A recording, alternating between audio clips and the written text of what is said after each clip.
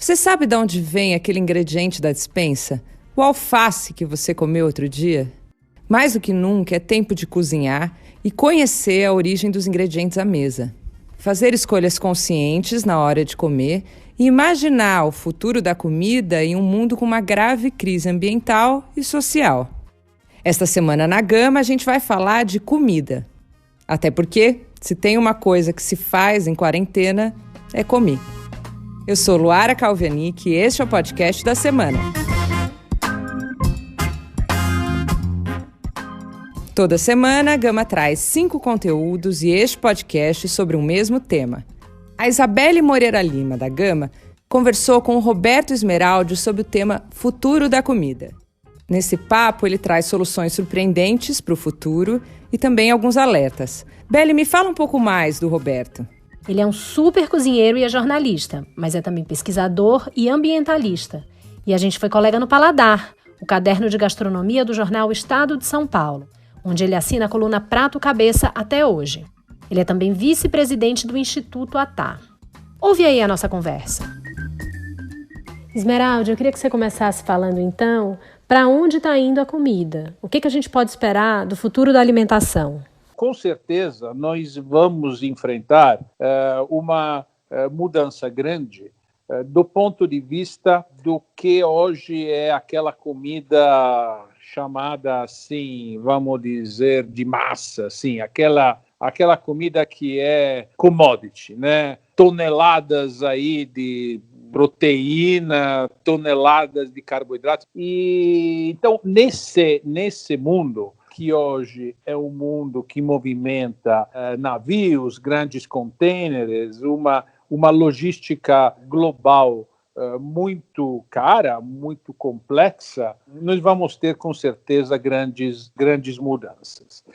Isso, em primeiro lugar, por novas tecnologias, né? A humanidade ainda hoje come, né, seja produtos vegetais, seja produtos de origem animal, em função de uma grande época de domesticação de espécies que ocorreu mais ou menos entre 8.000 e 10.000 anos atrás, né? E nós temos, naquela época, uma revolução tecnológica, o boi usado como para o arado e, portanto, o início de uma agricultura como a entendemos hoje. Essa domesticação de espécies aconteceu com espécies superiores, né? Por exemplo, mamíferos principalmente, no caso de animais e outras plantas.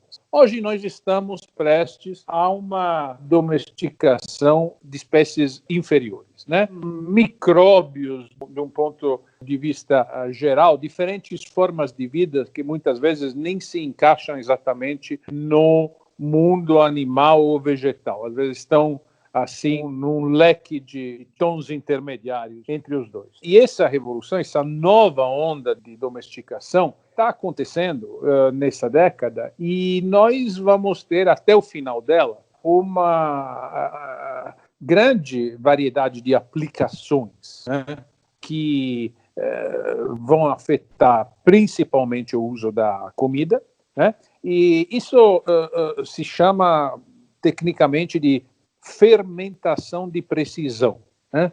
A fermentação de precisão é a aplicação de micro-organismos para transformar, basicamente, qualquer matéria-prima vegetal, pode ser folha, galho, qualquer coisa, até lixo, né? E em açúcares e em proteína.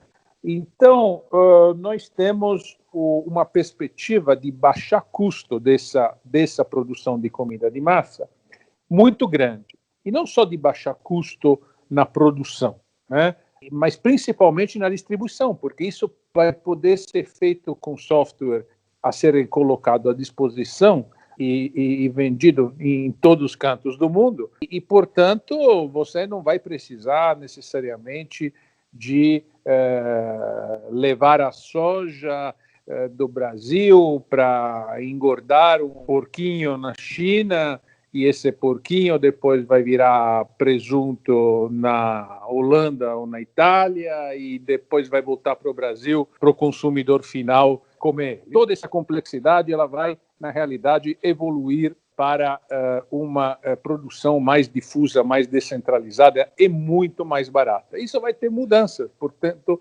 no ponto de vista até muito relevante para o Brasil, né, que aposta muito em ser fornecedor de commodities. Esse modelo tende a entrar em crise. Mas e com relação ao que não é commodity ou ultraprocessado, Esmeralda?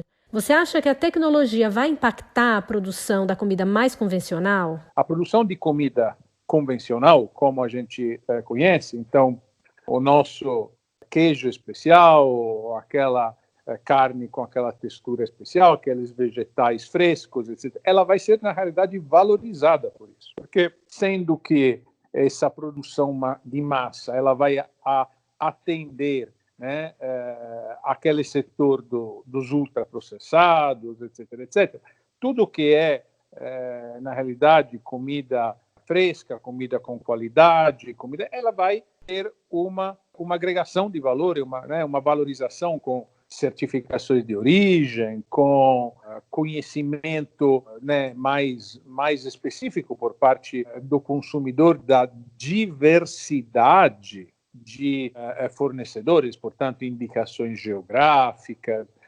Esse tipo de coisa tende a aumentar. Isso por quê? Porque vai ter menos competição para uso da terra por parte dessas grandes monoculturas, seja elas de pasto ou seja elas de soja, milho e coisas do tipo, né?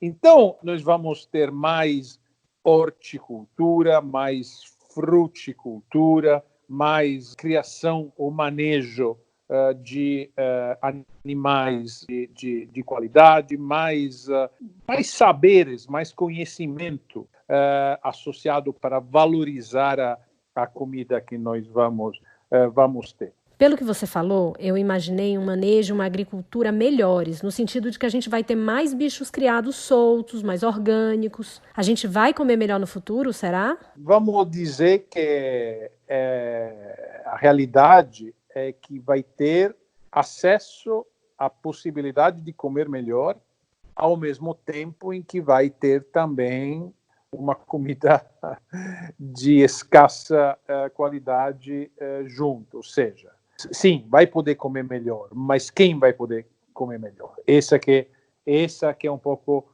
eu acho, grande dilema, né, que nós vamos ter. E pensando na questão do acesso, essa comida de fermentação de precisão deve atingir mais as pessoas que já comem bem ou é algo massificado, que realmente vai ser para todo mundo, quem tem mais e menos dinheiro? Muito provavelmente, né, uma coisa que podemos esperar, vamos dizer positiva, provavelmente é uma diminuição da desnutrição e da fome, né, por conta da maior facilidade de produção descentralizadas em áreas, por exemplo, do continente africano, onde a comida não porque falte comida, mas porque não chega, por questões de logística, de distribuição. Então, aí o custo de distribuição se torna um empecilho para o mercado levar a comida a certos pontos, porque não tem renda, né, suficiente para pagar esse custo de distribuição. Então, esse problema talvez venha a diminuir, né, com essa nova configuração. Mas o problema da distância na qualidade, né, de diferença de qualidade entre os menos favorecidos e os outros, isso pode até se agravar. Você acha que é difícil ser otimista pensando nisso tudo? Pelas previsões, há possibilidades de ganhos ambientais, mas, por outro lado, o social pode ficar descoberto. Você é mais otimista ou pessimista sobre o futuro da comida? Eu tenho a convicção de que o importante, mais do que o pessimismo ou otimismo, é não fazer cabeça de avestruz, ou seja, olhar diretamente e assumidamente, né, para as tendências, a tentar antecipá-las, né? Porque eu acredito que, no final, a gente sempre pode fazer uma diferença. Nesse sentido, né, o Gramsci dizia o pessimismo da razão e o otimismo da vontade. Temos que saber usar a razão e a vontade de forma harmonizada. Acho que um dos grandes temas dessa conversa é o consumo de carne, né, Esmeralda? Uma vez a gente conversou um pouco sobre essa questão da tecnologia no caso da pecuária tradicional. E eu lembro que você falou que basicamente não vai valer a pena, por exemplo, para fazer um hambúrguer, matar um boi inteiro. Como é que é isso? Uma coisa é produzir hambúrguer, né? E uma coisa é produzir uma carne com uma textura especial para churrasco ou para um uso culinário gastronômico mais avançado.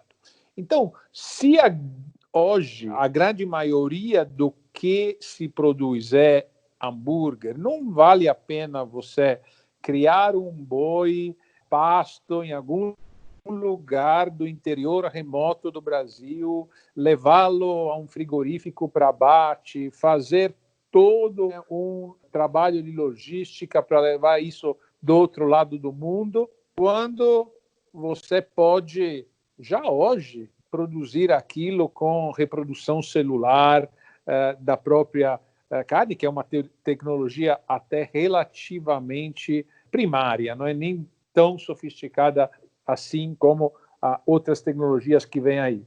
Então, você vai perdendo sentido em ter uma cadeia de pecuária tradicional para produzir carne moída, mas você vai ter sentido em produzir boi para uso de qualidade. Só que, obviamente, em volume e extensão inferior ao que você faz hoje. Nesse esquema, você acha que a gente vai comer menos carne? Bom, nós temos uma tendência globalmente que é às vezes contraditória, né? Nós temos uma saturação da carne nos países mais desenvolvidos que tendem a reduzir, né? Ou já reduziram o consumo per capita, e temos ainda uma tendência de aumento em países muito limitados no consumo de carne até recentemente. Mas a curva está definida, ou seja, quando você chega, né, àqueles 120, 130, juntando tudo, né, bovino, pescados, suínos, aves, etc., quilos por pessoa ano, né, a curva começa a diminuir, você começa a ter demandas de uma alimentação mais variadas. Essa é uma tendência geral. Agora, aquilo que a gente estava falando do hambúrguer e dessa mudança com a carne moída, hoje, que já acontece hoje com a reprodução celular e vai se tornar muito mais barata com a fermentação de precisão, é que, na realidade, você vai comer um troço aí que tem cara de carne, mas assim, não está nem muito claro se é carne, porque ele pode ter uma base vegetal. Ele pode ser feito, né, à base de folhas, mas os micróbios vão transformá-lo numa proteína com a cara da carne. Você pode ler uma matéria sobre o futuro da comida com mais informação sobre esse tema no site da Gama. Entra lá que logo você vai ver o tema da semana, comida. Lá tem também uma entrevista com a Rita Lobo sobre a necessidade de todo mundo aprender a cozinhar. E isso não ficar como responsabilidade de uma pessoa só da casa. A maioria das vezes, as mulheres. Tem também um depoimento emocionante da chefe Eda Matos, que fala da sua cozinha, que faz referência direta à sua infância na Chapada Diamantina, na Bahia. Uma cozinha com história. Tem também uma reportagem sobre a crise financeira que os restaurantes estão enfrentando nesses tempos de pandemia e as saídas encontradas até agora. Entra lá no site da Gama que você pode ler tudo isso. Eu sou Luara Calvianic e este é o podcast da semana. A cada 7 dias, um tema novo para você. Até semana que vem. Este podcast teve edição de som da Laura Kapeliushnik.